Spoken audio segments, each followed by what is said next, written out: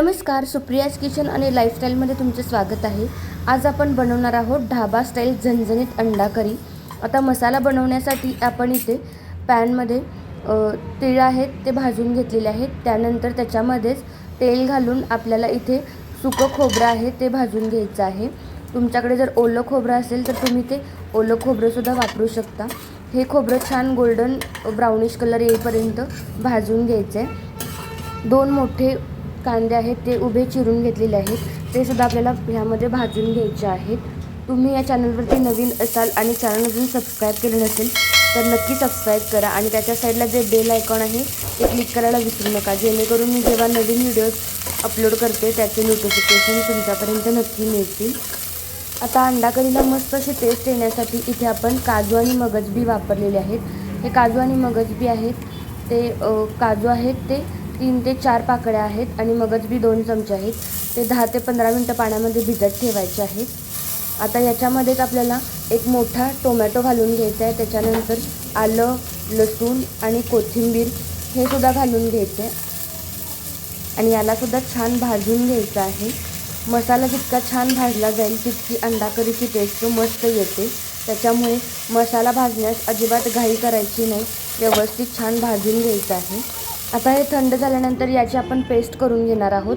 इथं ऑलरेडी आपण तीळ आहेत ते बारीक करून घेतलेले आहेत आणि याच्यामध्येच आता आपण जे भाजून घेतलेले आहेत खोबरं, कांदा, टोमॅटो, आलं, लसूण, कोथिंबीर, मगजबी आणि काजू यामधलं पाणी काढून घेतलेलं आहे आणि याची सगळ्याची मस्त अशी बारीक पेस्ट करून घ्यायची आहे।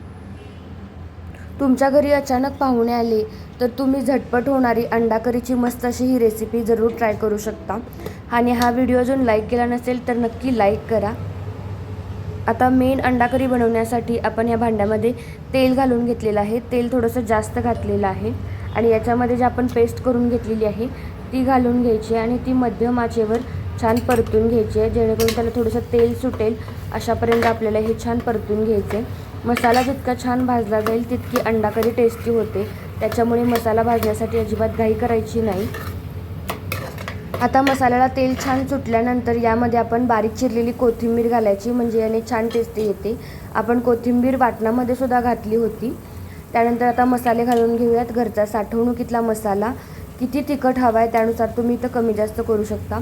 मटण मसाला, धने जिरे पावडर, त्याच्यानंतर गरम मसाला घालायचे आणि लाल मिरची पावडर आणि इथे आपण कसुरी मेथी आहे ती बारीक क्रश करून घालायची आहे, म्हणजे याने भन्नाट टेस्ट येते। आता याला छान परतून घ्यायचे। एकदम लालसर, मसालेदार आणि भाकरीसोबत जबरदस्त लागणारी ही रेसिपी तुम्ही एकदा बनवली की पुन्हा पुन्हा बनवाल। आता अंडी उकडून घेतलेली आहेत, त्याला छोटे छोटे कट मारून घ्यायचे आहेत, म्हणजे मसाला आतपर्यंत मुरतो। आता या मसाल्यामध्ये आपण गरम पाणी घालून घ्यायचे। मिक्सरच्या भांड्यामध्ये थोडंसं मी गरम पाणी घालून घेतलेलं होतं आणि तेच यामध्ये घालून घेतलेलं आहे। आता ह्याला थोडंसं परतून घ्यायचे। आता यामध्ये पुन्हा थोडंसं गरम पाणी घालून घ्यायचं आहे। लक्षात ठेवायचं, जेव्हा आपण नॉनव्हेजच्या रेसिपीज बनवतो, अंडा करी बनवतो, तेव्हा गरम पाण्याचाच वापर करायचे। आता याच्यामध्ये उकडून घेतलेली अंडी घालून घ्यायची आहेत आणि गरजेनुसार गरम पाणी घालून घ्यायचं आहे आणि त्यालासुद्धा उकळी आणून घ्यायची आहे। तुम्ही हा व्हिडिओ अजून लाईक केला नसेल तर नक्की लाईक करा, कारण तुमचा एक लाईक माझ्यासाठी खूप प्रोत्साहन देणारा असतो।